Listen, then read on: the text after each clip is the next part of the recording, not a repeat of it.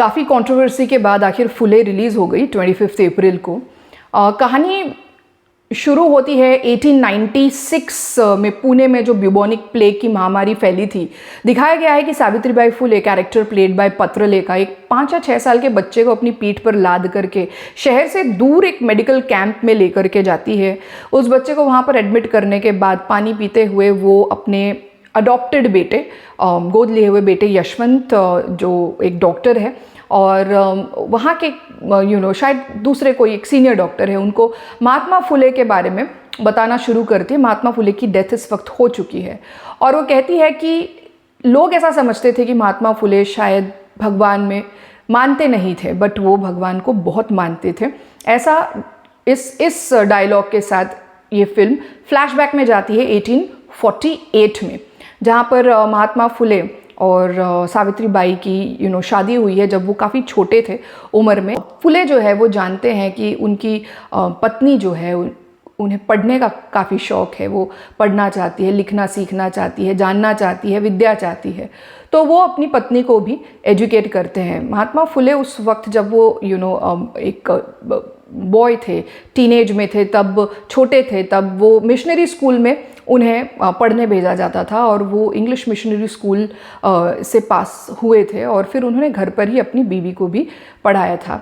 जब ये बड़े हुए तब फिर इन्होंने जाना कि समाज में कितनी जाति के नाम पर जाति भेद भाव कितना ज़्यादा है, कितनी ये कुरीति फैली हुई है और कितना अत्याचार होता है, जिनको छोटी जाति का दर्जा दे दिया है कुछ लोगों ने अपने स्वार्थ के कारण। ये हिंदू धर्म में उस वक्त पर ये ऐसी कुरीति बहुत ज़्यादा फैली हुई थी, इसकी जड़ें बहुत ज़्यादा मजबूत हो गई थी। हालांकि अब जाति प्रथा जो है उसे इलीगल तो कर दिया गया है, इतना रिफॉर्म तो हिंदू समाज में आया है, बट फिर भी ऐसा नहीं कह सकते कि टोटली ख़त्म हो गया है। इसका स्वरूप कमज़ोर है काफ़ी, बट अभी भी इसका प्रभाव दिखाई देता है अनफॉर्चुनेटली। बट उस वक्त में जब ये जड़ें इतनी मजबूत थी इस जाति व्यवस्था की, कितनी हिम्मत इस कपल ने दिखाई कि इस व्यवस्था को चैलेंज करते हुए, और जो बच्चियां थी, औरतें थी खास करके, जिस तरह का अत्याचार उन पर किया जाता बच्चियों के ऊपर, जो बड़े भले ही वो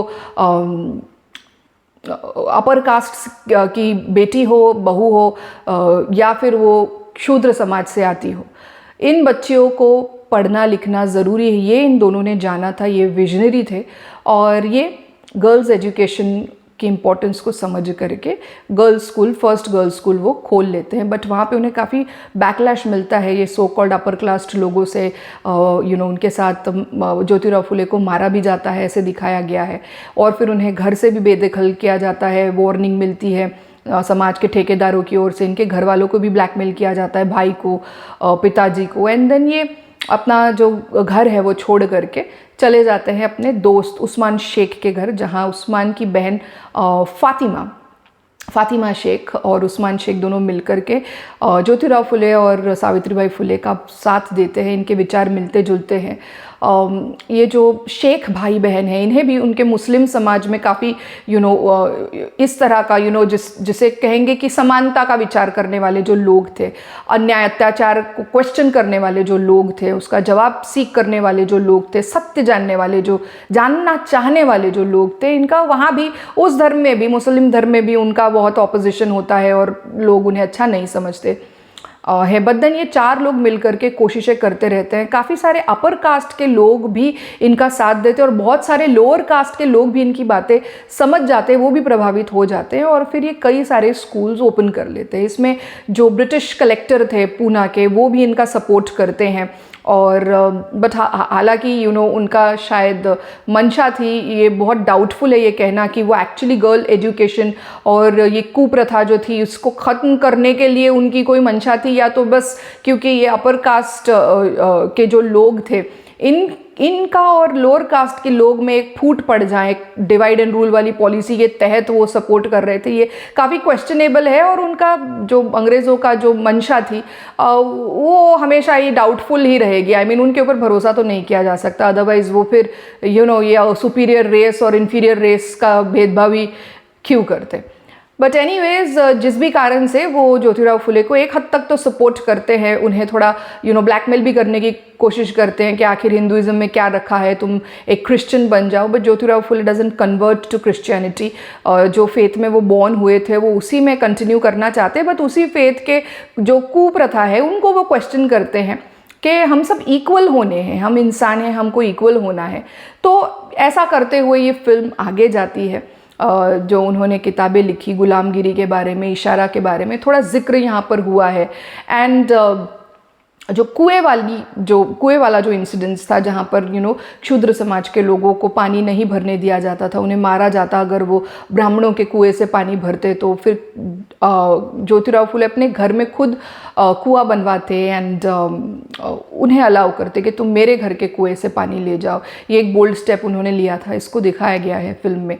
एंड फिल्म में ये भी दिखाया है कि ज्योतिराव फुले को जब घर से निकाला जाता है तो उनके भाई कहते हैं कि प्रॉपर्टी से भी तुम्हें बेदखल किया जाता है। देन वो ऐसा नहीं है कि ओके ठीक है मुझे तुम्हारी प्रॉपर्टी नहीं चाहिए, ऐसा नहीं कहते। वो कहते हैं I will challenge you in the court. पढ़ने से उनको इतनी हिम्मत आ जाती, इतना ज्ञान होता है कि अगर ये नहीं मानते पंचायत, वो गाँव के जो भी लोग हैं उनकी मान्यता है, वो नहीं मानते, बस ब्रिटिश कोर्ट में इसको चैलेंज किया जा सकता है। तो वो भी धमकी देते हैं। और इसी तरह से एक कोर्ट केस होता हुआ अभी towards the end of the movie दिखाया जाता है, जहाँ पर ज्योतिराव फुले जो है खुद क्षुद्र लोगों की शादी करते हैं। क्योंकि एक ब्राह्मण जब क्षुद्रों की शादी लगाता था तब वो उन्हें टच तक नहीं करता था, उसमें भी उनका ह्यूमिलिएशन कर देता था शादी के टाइम पर भी। तो जब ज्योतिराव फुले खुद शादी करवाते हैं एक दलित कपल की, तो फिर उनके ऊपर कोर्ट केस किया जाता है। और फिर वो कोर्ट केस जो है वो वाला सीन मुझे काफ़ी ठीक लगा। फिल्म का रिव्यू मुझे ऐसे लगता है कि जो फिल्म की स्टोरी है, डायरेक्शन है, राइटिंग है, डायरेक्टर और राइटर अनंत महादेवन है और मुअज्जम बेग ने राइटिंग में अनंत महादेवन का साथ दिया है। रोहन रोहन का म्यूज़िक है जो काफ़ी ठीक है, but direction, screen play, story मुझे बहुत कमज़ोर लग रही है। पर क्या है ना, इतने इम्पॉर्टेंट लोग, विजनरी लोग, वो भी वो टाइम पे जो टाइम पे एक तो ब्रिटिश का अत्याचार था और ऊपर से समाज में, हिंदू समाज में इतनी कुरीति फैली हुई थी, जड़ें उस कास्ट सिस्टम की इतनी मजबूत थी, औरतों और बच्चियों के ऊपर अत्याचार जो इतना ज़्यादा होता था। जब इस ऐसे टॉपिक पर, इतने इम्पॉर्टेंट टॉपिक पर फिल्में बनती है और फिर आप उसको रिव्यू करने जाते हो, तो एक तो उन लोगों के लिए रिस्पेक्ट आपके मन में होता है, बट डिस्पाइट दैट जो मेक है फिल्म का, आप उसको जस्टिफाई तो नहीं कर सकते कि चलो एक इम्पॉर्टेंट टॉपिक पर आपने फिल्म बना दी तो फिल्म अच्छी बोल दो। ऐसा तो मैं नहीं कर सकती। I mean what I am trying to say, जैसा मैंने आपको बताया, डायरेक्शन, कहानी और स्क्रीन प्ले कमज़ोर है। उसको देख करके मुझे ऐसे लग रहा है जैसे फिल इन द ब्लैंक कर दिया है। यानी ओके, गुलामगिरी लिखी, टिक, एक पॉइंट कवर अप हो गया। 25 स्कूल खोलने हैं, एक पॉइंट कवर हो गया। फिर मुक्ता साड़वी नाम की बच्ची ने ऐसे लिख दिया, चलो उसके ऊपर 2-3 लाइन्स, टिक टिक टिक, एक 3 लाइन्स का एक हमने कुछ उसमें दिखा दिया। ऐसा लग रहा है फिल्म को देख करके, just for the sake of formality, tick tick tick, एक हो गया, दूसरा हो गया, तीसरा हो गया, ओके महात्मा टाइटल कॉन्फर हो गया तब तक का। इस तरह से फिल्म को बहुत ही ज़्यादा इमोशनलेस रख दिया गया है। हालांकि कम से कम 2 से 3 सीन्स मुझे फिल्म में लग रहे हैं जो इम्पैक्टफुल है। जैसे कि सबसे पहला जो सीन मुझे इम्पैक्टफुल लगा, जिसको देख करके मुझे अच्छा लगा, वो था जब ज्योतिराव फुले जा रहे होते हैं और वहाँ से सामने से वो ब्राह्मणों की गैंग आता है एंड दोपहर का टाइम होता है। ज्योतिराव फुले का जो परछाई है वो सामने की ओर दिखती है, तो वो ब्राह्मण उनको वापस दे ट्राई टू बुली हिम कि तुमको हमने मना किया था, वॉर्न किया था, उसके बावजूद भी तुमने स्कूल खोला, हमने तुम्हें बताया था कि जो है लड़के यानी कि मेल टीचर्स पढ़ाएंगे तो लड़कियों के ऊपर बुरा प्रभाव पड़ेगा, और फिर उन्होंने अपना कैरेक्टर ख़राब कर लिया तो फिर उसका जिम्मेदार कौन होगा। तो फुले जी जो है अपनी वाइफ को और जो फातिमा शेख थी, उस्मान शेख की बहन, उन दोनों को टीचर्स ट्रेनिंग प्रोग्राम के थ्रू एलिजिबल कर देते हैं कि वो सिखा पाए स्कूलों में।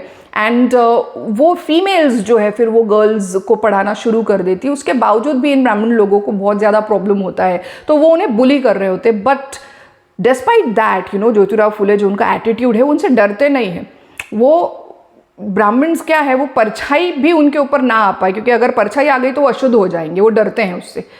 तो ये अपनी परछाई आगे लेकर के जाते हैं और उनको पुश बैक करते हैं, ही पुशेस देम बैक। तो वो वाला जो सीन है और वहाँ पर जो पंच लाइन्स है वो काफ़ी अच्छी है। फिल्म में उस वक्त काफ़ी सीटें और तालियां भी बज रही थी। सो एक ये सीन बहुत अच्छा है। देन एक दूसरा सीन है सावित्री बाई को जब उनको बुली किया जाता है, थ्रेटन किया जाता है, उनके ऊपर एक्चुअली गोबर फेंका जाता है, क्योंकि वो इन ठेकेदारों की बात नहीं सुनती है, धर्म के जो ये सो कॉल्ड ठेकेदार है, और वो पढ़ाना कंटिन्यू करती है स्कूल में।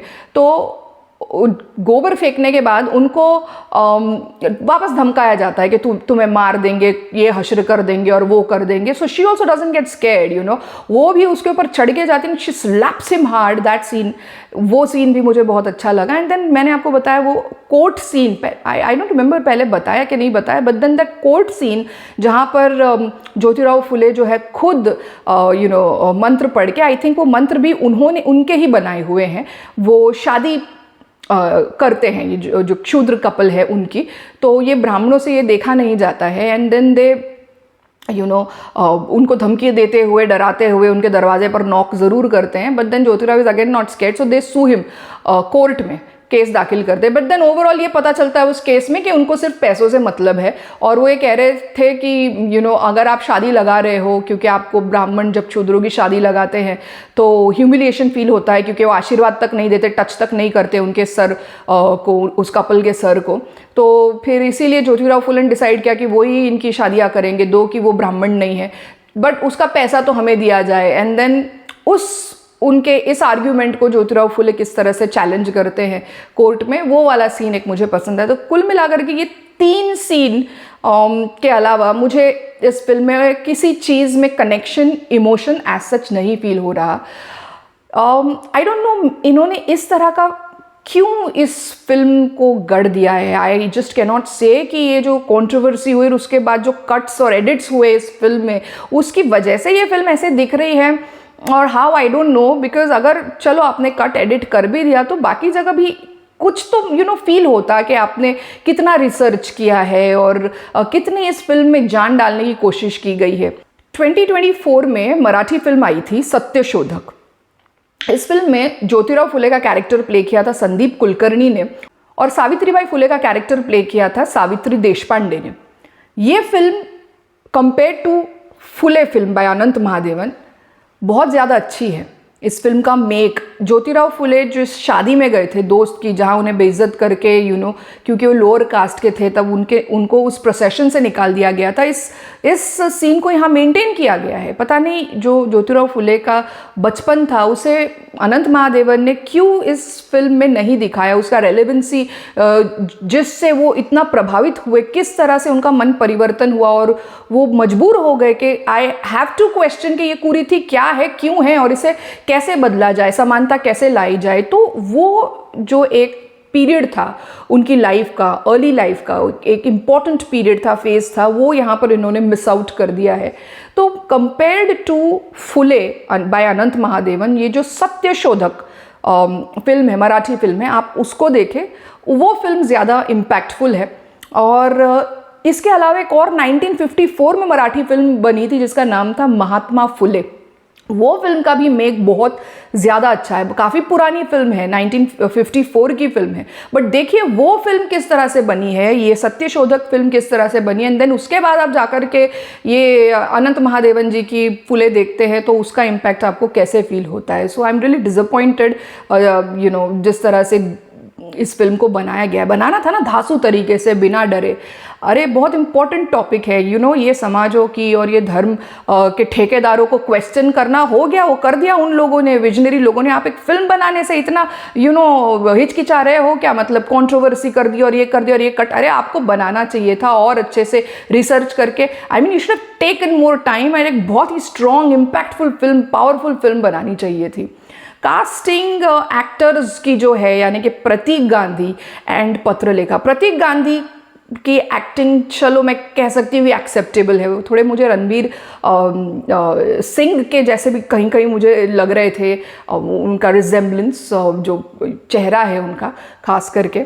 एंड उनकी एक्टिंग मैं कह सकती हूँ कि एक्सेप्टेबल है, you know, not really very great और outstanding, but okay, acceptable. But Patralekha जो है, इनकी डायलॉग डिलीवरी में मुझे बहुत ज़्यादा ऑब्जेक्शनेबल लग रहा था मुझको। वो जिस तरह से डायलॉग डिलीवर कर रही थी, ऐसे लग रहा था वो इतना स्ट्रेच करके क्यों बोल रही है, इतना ड्रामेटाइज करके, इतना हाइप करके, उसको पता नहीं क्यों खींच खींच के वो डायलॉग डिलीवर कर रही थी। एंड उनका चेहरा अलग लग रहा है। I think she is done something to her upper lip, either filler है, ये कॉस्मेटिक फिलर या कोई बोटॉक्स है, जिसकी वजह से उनका जो अपर लिप का पोर्शन है वो सावित्री बाई के जो कैरेक्टर है, वो जो गेटअप है सावित्री बाई का, उसके साथ टोटल मिसमैच लग रहा है, वो स्ट्राइक आउट हो रहा है और मुझे वो पसंद नहीं आया। जहाँ मैंने वो सत्यशोधक देखी थी और राजश्री देशपांडे का जो एक्ट देखा है, उसमें उनका काम देखा है, उनका गेटअप देखा है, उनकी जो वेशभूषा है, फेशियल एक्सप्रेशन, उसको देखा था, तो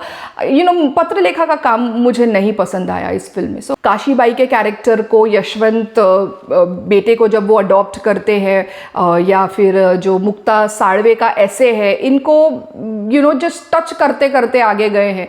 काशीबाई के साथ जो घटना घटी थी, एक विधवा, she got raped and then जो बच्चा पैदा हुआ, वो बच्चे को कई जगह लिखा है कि उन्होंने मार दिया, कई जगह ऐसे लिखा हुआ है किताबों में कि महात्मा फुले ने आश्रम जो खोला था विधवा और अनाथ बच्चों का, वो बच्चे को वहाँ पे उन्होंने अडॉप्ट कर लिया था। एंड काशीबाई वॉज जेल्ड और समथिंग ऐसा भी था।